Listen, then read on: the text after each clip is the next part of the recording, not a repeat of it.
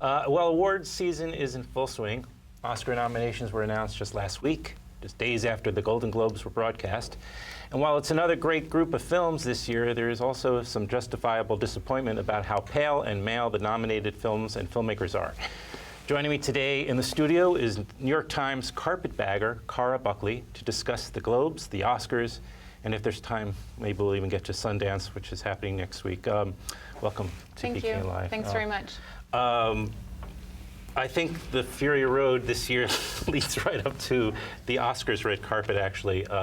There's really, when I thought about what to talk about today, and you know, we were chatting before about what's all the news right now with the Oscars and the nominations and the boycott that's going on.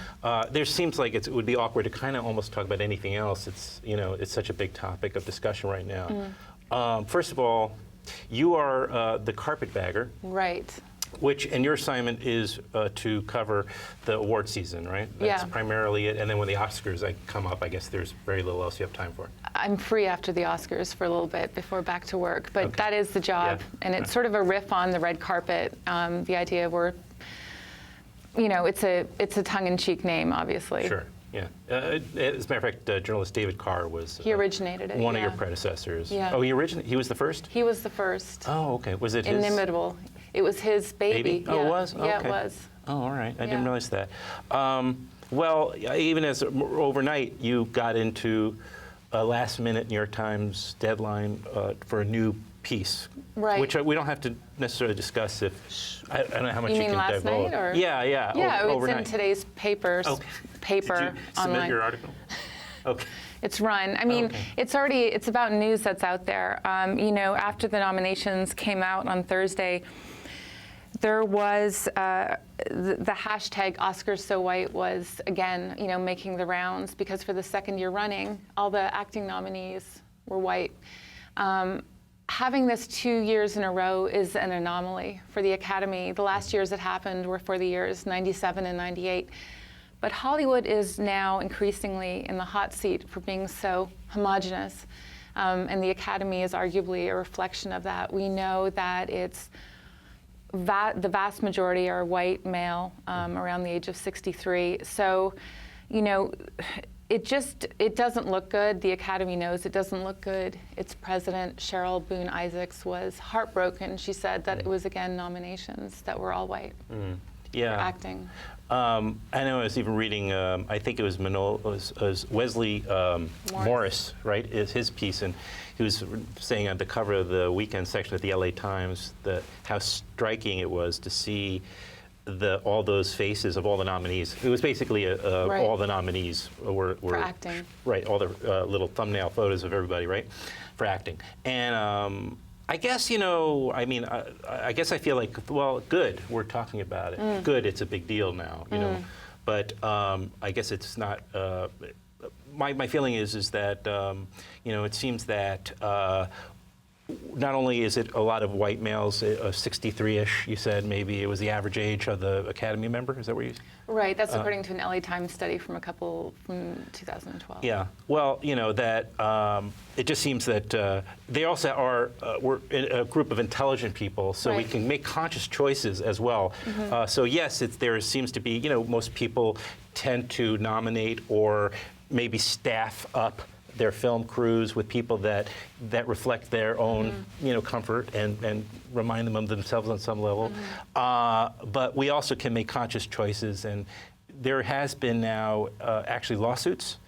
Is it a lawsuit or is it just an investigation of the DGA, which is the Directors Guild? It's not an investigation of the DGA. Actually, last year the ACLU called for federal agencies to look into Hollywood hiring practices because so many films are directed by white men, you know, minorities, women, especially minority women. The numbers can be infinitesimal in terms of the number of films directed a year, and that also is a reflection of this.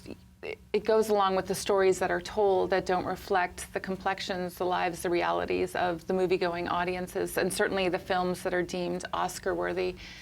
And you know, one of the really notable omissions in the Best Picture race this year was Straight Outta Compton, which was a film, you know, an amazing ride of a film, I thought, about the rise of NWA, the gangster rap group in the 80s, and people really thought it had a shot. And I was speaking to Ice Cube before, who produced the film, and it's his band's story, or his group's story, about this last week, and he said, you know, art is about pushing the boundaries, and this film shows you, you know, we were reacting to our circumstances, our everyday lives, and he felt like by watching the movie, people understood that. So instead of just seeing these are angry young men screaming these lyrics about the police, they realized the reality of the brutality in their neighborhoods at the time and the antagonism they're facing. So I feel like, and this might be wandering off topic a bit, but there are opportunities missed this year, as there were last year, but also that it shows a lack of comfort level. You know, this older white male crowd of 6,000 people have in terms of accepting new storylines, new narratives, things that don't fit into what seem to be Oscar films. We don't know by how many votes Straight Outta Compton didn't make the final list, which was 8 films, and it can go up to 10. There's this complicated preferential balloting system. But, you know, the omission and, you know, that Idris Elba didn't get a nomination, these are notable, I think. That one was one that people kind of assumed he would. Really assumed he would. There was buzz around that from the, you know. And then there's that layer, well, it was a Netflix distribute film rights, so it was in theaters, but it was also available online, and that might have, you know, annoyed the convention, you know, the people in the Academy. Each sort of, you know, film has a counter argument. Straight Outta Compton was to this. Right. Idris Elba. I know. I think Wesley Morris also said that in his piece at the New York Times that that they also weren't, you know, doing all the necessary work to, you know, put their film out there and to the Academy. You know, there's a lot of kowtowing. I don't know. You know what I mean? To position yourself and all. Netflix was blanketing the town with ads. True. What I think, and you know, Spike Lee spoke to this. He said, I happened to have an interview lined up for him, you know, for Chirac, the day the nominations came out, and he said his phone was ringing off the hook because every year when there's majority white or all white nominations, he gets called for reaction. He said, why don't you ask the studio heads until we get into the room?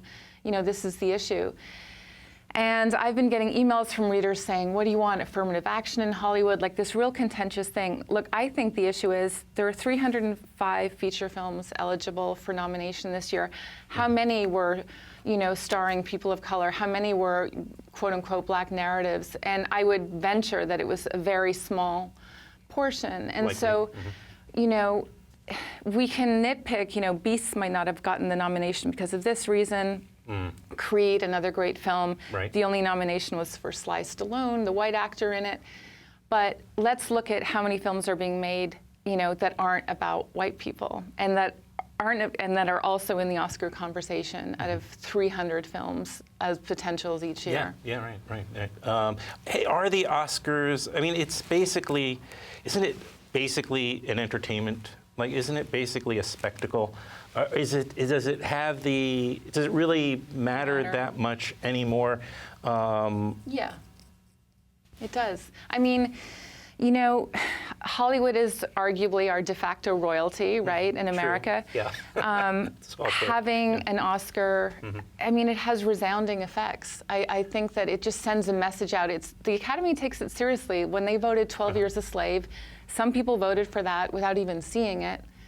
But some Academy members admitted to that. It was too difficult for them to see, but they knew. I mean, this was a narrative that they wanted to present. This is our best this year. This is the best film. You know, we're trying to come to terms with America's original sin in a way. So it puts a film onto a new level. I think when you're reflected on screen, it's enormously powerful. When I saw the film Suffragette, which many people don't think is a great film, all women, not talking about dudes, I was kind of disoriented because I'm not used to seeing so many women on screen being powerful. I know that sounds ridiculous, but I just thought, is this what guys get all the time? You know what I mean? This constant reflection of self. Oh, it's so addictive. Oh, I don't know. First you're disoriented as you described it, and then you go into, then where the hell is my next movie about, powerful women making a change, women having impact. Don't audiences deserve to have that reflected? Don't, other narratives are just, I think that's what made Compton so great. It was different. And we have such an appetite now for different kinds of stories with, Amazon and Hulu, all these different, platforms. Yeah. So, why not tell different kinds of stories? Well, as we're winding down here, do you have a prediction?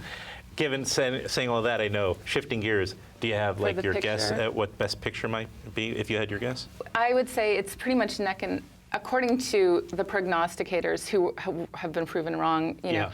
But I think we're definitely down between The Revenant and Spotlight. They may have played some of that behind us at some point during the during the segment, but yeah. Those would be the two.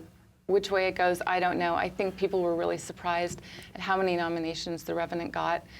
But it was so beautifully produced, and there's all these below-the-line people who would be voting for it. We can really try and read the tea leaves, but definitely down between. I think one thing we can look forward to is a very awkward acceptance speech, whoever the winner is. We'll see. I don't know. Iñárritu, I don't know if he ever has an awkward moment. Maybe not.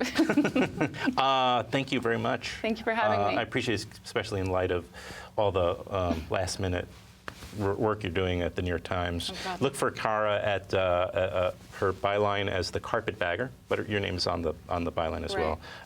And how often in the New York Times? Like a week average? The column comes out every week, but we have maybe 3 or 4 posts a week as well. So it's always, please click on it. Yes, we need all the clicks we can get. Thank you. Thanks for coming out. Thank you.